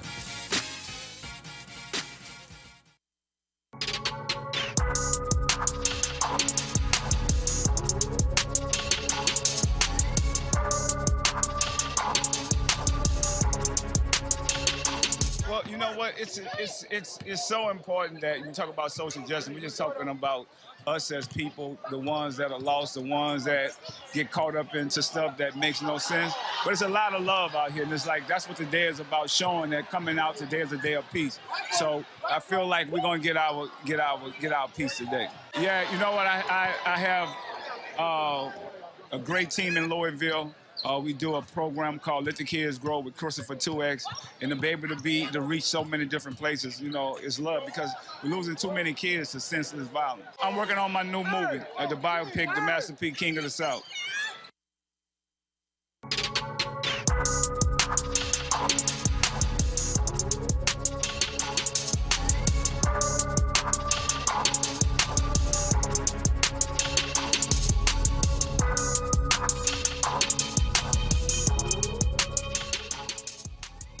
All right, folks, don't forget Essence Festival of Culture. Live live virtual experience on EssenceStudios.com and Essence.com. Friday through Sunday, this Friday through Sunday. And, of course, we will have a recap on Monday. And then, of course, again, July 2nd through the 4th with a recap on July 5th.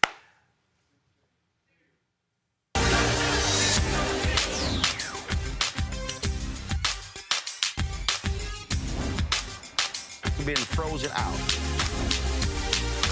Facing an extinction level event. We don't fight this fight right now. You're not going to have black-owned media. All right, folks, as you know, we have been fighting this issue of black economic empowerment with these ad agencies and major corporations for a very long time. In the last few months, Byron Allen, Todd Brown, myself, Butch Graves with Black Enterprise, also Ice Cube, Diddy, also, of course, so many others. Junior Bridgman, Don Jackson. You know, we've been, issuing a clarion call, say support black-owned media. Well, today, Coca-Cola made this announcement that they plan to double its ad spend on minority-owned media. Now, this is what the story from Ad Age says. Coca-Cola North America announced it will nearly double its media spend with minority-owned companies over the next 3 years, pledging that no less than 8% of its yearly ad budget will be directed to Black, Hispanic, and Asian American-owned platforms and their partners by 2024. It says the storied company already increased its minority-owned media spend this year more than fivefold compared to 2020. And then it says that Coca-Cola is also working to foster new relationships. And it says with partners like Ebony Jet, Revolt, and Mike Ultra, as well as partners like Essence and Univision. Well, first of all, here's a quote. Following a thorough analysis of our marketing spend, we recognize we could do more to support an equitable media landscape by creating growth opportunities for minority-owned and led outlets, says Melanie Bolden, Chief Marketing Officer of Coca-Cola North America. Now, y'all been watching this show, you see that beginning last Monday, we started our partnership with Coca-Cola, sponsoring these Essence Throwback moments. In addition to that, if you actually go to our social media account, what you will also see is how we have been posting Essence Throwback photos on our Instagram, Twitter, Facebook pages as well. All of that, folks, is a part of this. Now, why is this important? Why is this important? Because like you'll see right here. So if you go to my, so you see here, this is a photo of Remy Ma and Queen Latifah. Then of course you see this is a photo we had of Lester Holt when he was there. So we've been posting other photos as well here with Tashina Arnold. But here's a piece, because what we have been making clear is that the money going to black-owned media. Now, that says no less than 8%. We still want to know what specifically is the black-owned media spend. Michael, here's what we're now seeing. We're now seeing companies like Coca-Cola. McDonald's came out with their announcement. General Motors came out with their announcement. 20 companies under Group M, but Group M has more than 100 brands. So there are more companies with Group M that have not accepted their 2% pledge with black-owned media, and so we're gonna keep putting pressure on them. And for all these people, Michael, who say, "Oh man, you shouldn't be calling folks out," no. The bottom line is, if this didn't happen, if Byron didn't drop his lawsuit, if we didn't sign that letter that ran on the front page for General Motors, if these things did not happen, you would not be seeing this reaction from corporate America. I've had the same thing. I've had people telling me, well, man, you know what? You keep calling out, House Speaker Nancy Pelosi because, she won't do these interviews with black-owned media. You'll see right here. This is one of the tweets that I sent out today.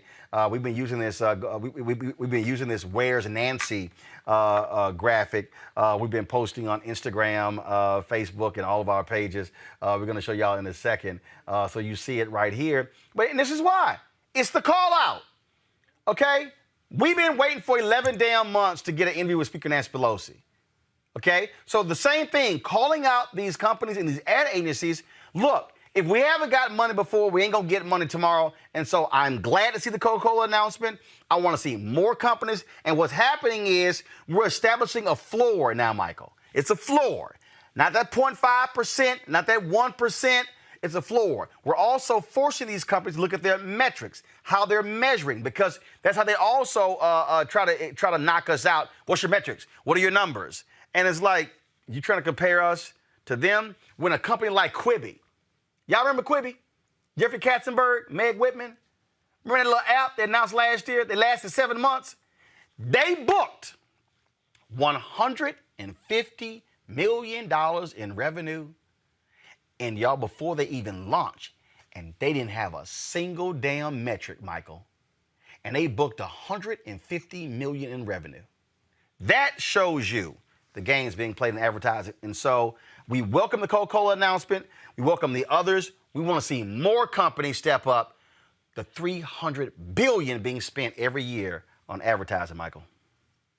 And you clearly know this space better than I do, and I'm not sure. But I have two levels of skepticism. One, I'm glad that there certainly, as you do anything, is more than what it was. So that's a good thing. But two levels of skepticism. First, that 8%. Does that mean if it's split up with those four different groups, does that mean it's 2% per group? So obviously it's still 2% more than it was yesterday, but is that still enough? Well, it's three groups: Black, Hispanic, and Asian owned. And we don't know. That's the total percentage is 8%. We don't know what specifically the Black owned spend. We've been asking companies to have a Black owned spend of at least 5%. Byron Allen's initial letters went out asking for 2% because it was 1. He said going to 2 doubles it. But we then said to Byron, no, hell no, it should be a minimum of 5%.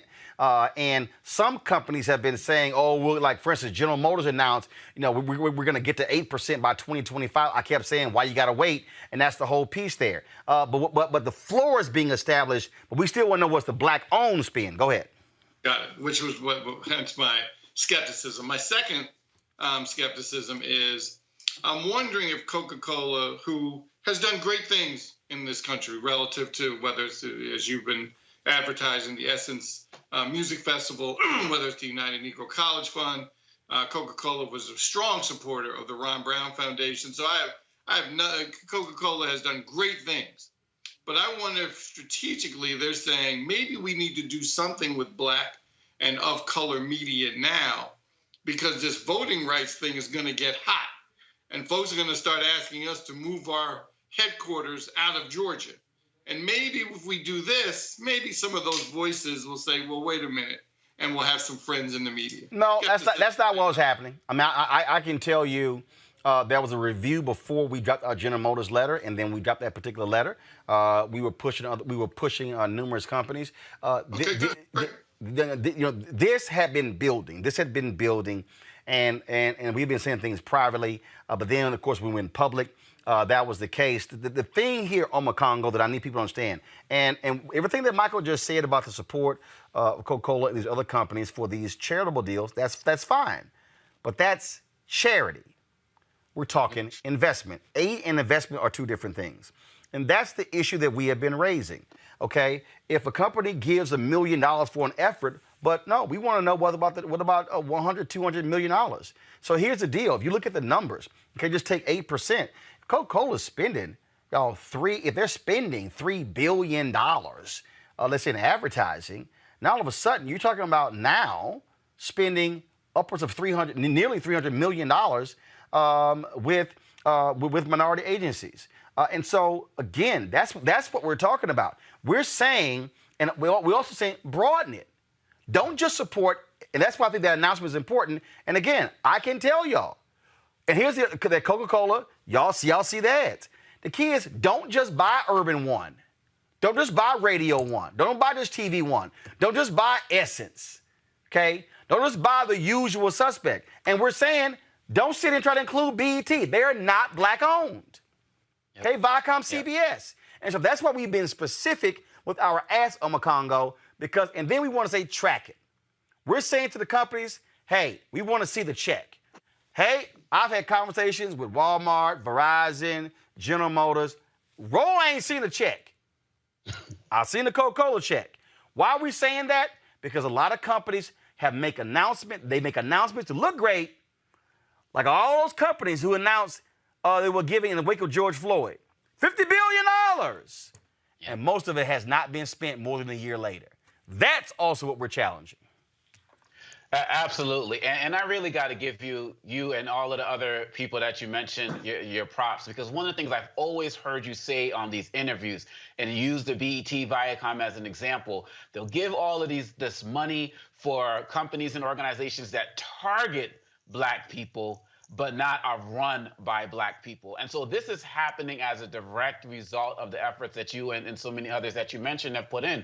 And we have to make sure that we're keeping that pressure on, because you talked about Quibi and the no metrics versus what we have to provide to be able to get these funds. It's extremely important. We also have to make sure that the organizations that they do sponsor really do have a large, majority Black ownership, right? Because we know when we go back to those affirmative action policy days that some of these companies will get like one Black representative and say, ooh, look here, we got it. Now give us that paper. And I think they know we're smarter than that now. And this actually ties into our first conversation tonight about the NCAA, right?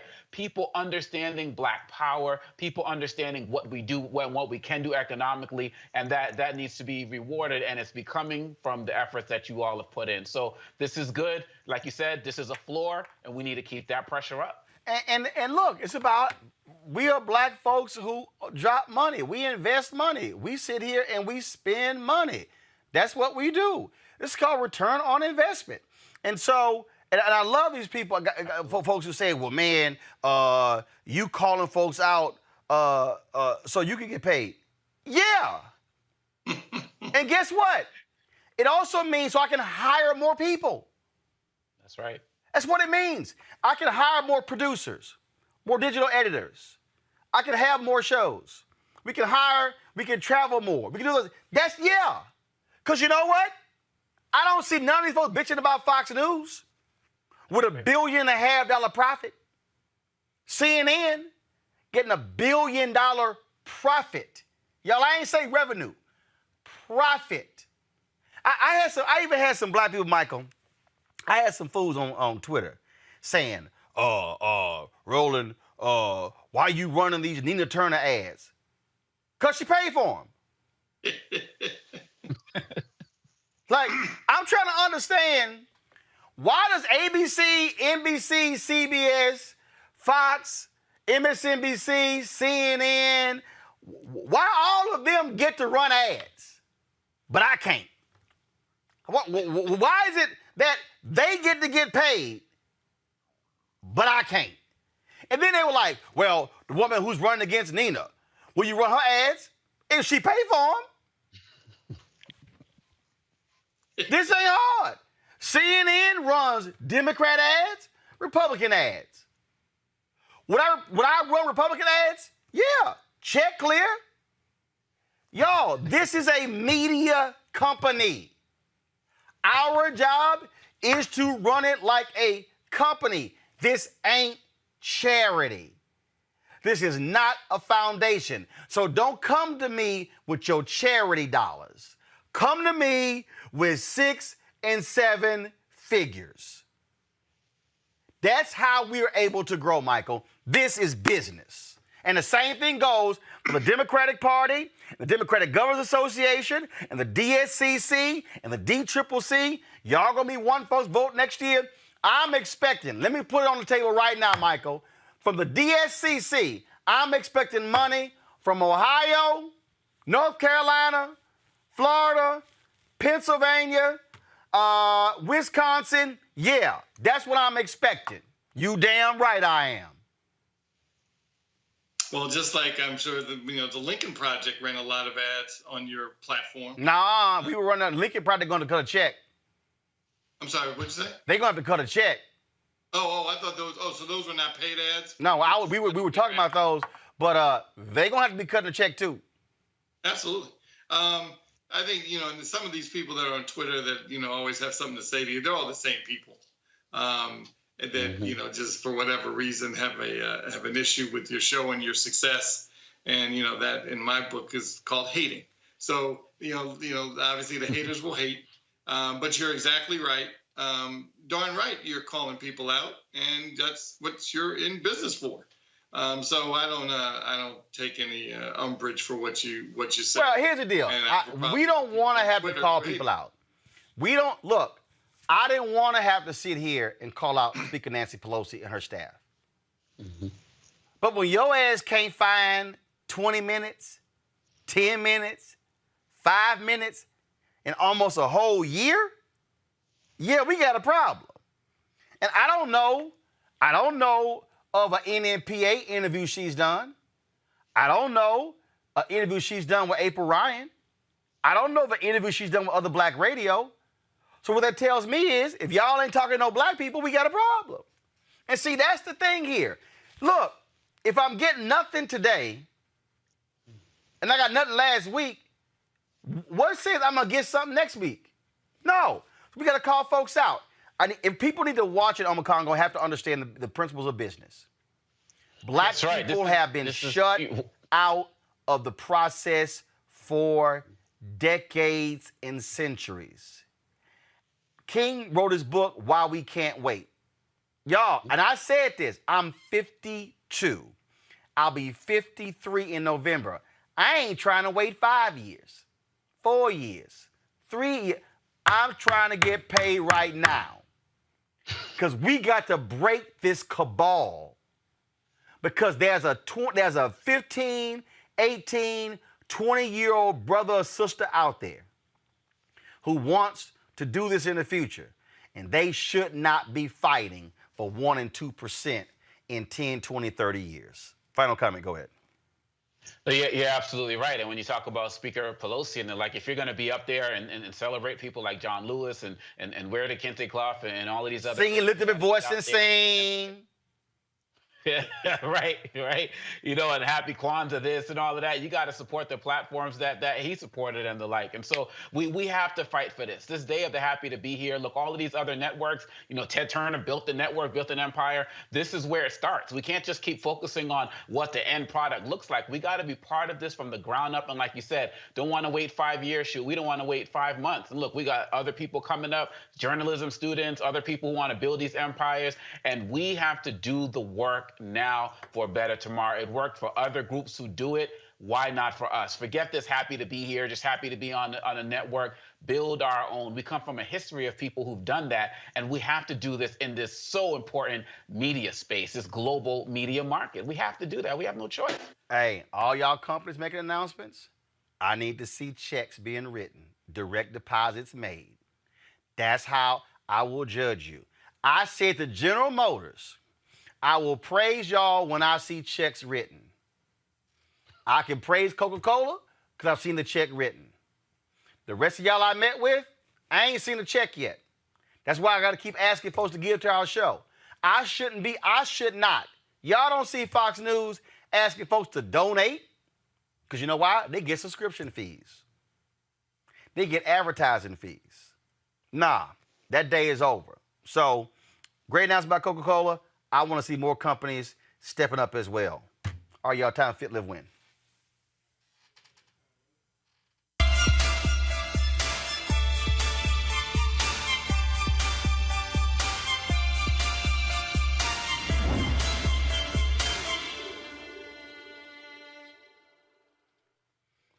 All right, y'all. So I want to show y'all something right here.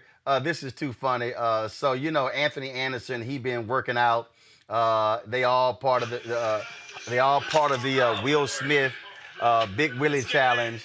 And so what happened was Anthony dropped this video and he was trying to sit here and talk about me because I was joking with him about the video and all of this. So watch this. Just watch this, y'all. After 5 days, I'm back. Oh, my word. Let's get it in. All right, so Anthony did that video, and I'm trying to see. He did another one. I'm trying to see. He did another video, and we were cracking. He tried to sit here and call me out because when he did the first video, dropping all this water, I said, "Man, stop fronting. You know, doggone well, you sat here and just ran some water down. Is this it right here? Go to it." Not giving y'all sweat today. Just letting you know I'm in here getting it in. All right, that ain't it. Here, I think this is the one here. Go to it. All right, let's see. All right, almost. I think this is the one where he was like, I don't know what happened to the audio. But anyway, Anthony was like, "Yeah, Roland Martin, I ain't pour a bottle down my chest." And so Jim Jones saw that, and I said, and people jump on your timeline, "Man, you ain't sweating." Is that an actual indication that you're working out? Well, Jim Jones is right now. Jim, glad to have you. So, Jim, explain that, because, again, a lot of people like, "Man, you putting the work in. Why you ain't sweating? Why you ain't sweating?" Well, first of all, you know how cold the damn room is, whatever. So talk about sweat and working out. Let me tell you this, Roland. Anthony Anderson, he hopped in the pool right before he shot that video. That's what he didn't show. He took a little dip. Then he did that. So if you're sweating, that doesn't mean you're losing weight. I'm going to give you 3 reasons today why sweating does not mean losing weight. First off, it's water weight, Roland. You're sweating. So people will go in a sauna. They'll have a good workout. Say, "Man, I dropped 3 pounds." But yes, when you replenish your fluids, those 3 pounds come right back. That's what people don't know. Another thing is sweating is like your body's form of an air conditioner. Sweating is to cool your body down. That's all sweat is. It's cooling you off. Don't confuse being cooled off with burning fat. the last thing, Roland, you're losing so many essential minerals and other vitamins that your body needs when you do sweat that you lose. So when you're done, you have to replenish those minerals and those nutrients and those vitamins. And you know what? You drink sports drinks, you take stuff. So what that does, that puts the hydration right back in you. So people don't understand, yes, you lost it. It's water, but you're going to go, what do you do after workout? You drink a bottle of water. You drink a gallon of water. You're right back where you started. All right, so you see this video right here, Anthony in a sweatsuit. Should you work out in a sweatsuit? No, there's no need to, right? There's no need to. I think that at the end of the day, I tell people. Hello? Yep. I tell people at the end of the day, okay, cut your rest times, right? You don't have to, it's not about what you wear. Don't work out in people. I see people in the waistbands, the sweatsuits, all these different gimmicks. Just go to the gym and don't play around. Get it in for 45 minutes. That's the best way to lose some weight. All right. So when you see the items that people wear underneath their body, and again, it's like I had one before, and you see a lot of boxers doing this. Mm-hmm. Explain the issue, because boxers, what they're doing is different than what we're doing. Absolutely. They're trying to make weight. Exactly.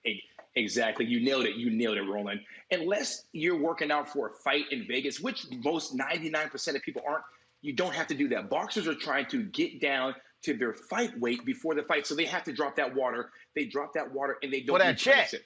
For that, there we go. But most people are not working out for that check, Roland. Okay, so there's no need for them to be cutting weight like they're a boxer. Ain't no need. And people don't understand, boxers, what they do, they hydrate. They do not replenish with water. They cut that weight, then they get in that ring. Most of the times, people, after you cut that weight in the sauna or after you sweat, you go drink a Powerade, a Gatorade, a water. You go drink something. They do. Questions. Get a question here from. I'm ready for them. All right, questions. Michael, and then Omakongo, and then we'll end the show. Michael, your question for Jim Jonez first. Let's go. Thank you. Well, hey, Jim Jonez, how you doing, fella? What's going on, brother? I understand what you're saying about the whole, that kind of technical kind of sweatsuit, that astronaut sweatsuit that makes you sweat, obviously. All right, so take that away for a second. What about people that kind of wear that kind of spandex underneath that I guess is the same purpose, but it's not that plastic kind of coating they wear? Does that help? Or are you suggesting just wear your most comfortable gear and get it in and don't worry about little tricks? Yeah, wear your most comfortable gear. I tell you what, I've got myself down to about 9% body fat, and I wore none of that. All I do is go in there with a t-shirt, just work out. How about they do this? If you eat right, I'd rather people eat right than wear a waistband or a sweatsuit. Just go in the gym and watch your diet. It doesn't matter what you wear. The weight's not going to come off. It's not about what you wear. It's about what you do in the gym. Thank you, Jim. For sure, brother. Omakongo, go ahead. Yeah, I think that your advice is great, and I think that a lot of people could really benefit from what you're saying. One of the questions I would have is, what do you suggest that people are doing post-workout to make sure that they're keeping the fat off over time? Because you talked about how we just go and get the Gatorade and other drinks and put it all right back on. What's the goal? What's the advice for consistency outside of the workout to make sure the weight stays off? Yeah, for sure. So the one thing I would say, when you're working out, try to stay in a high intensity interval training. That's going to keep you in a more of a fat burning zone. That's the best way to do it.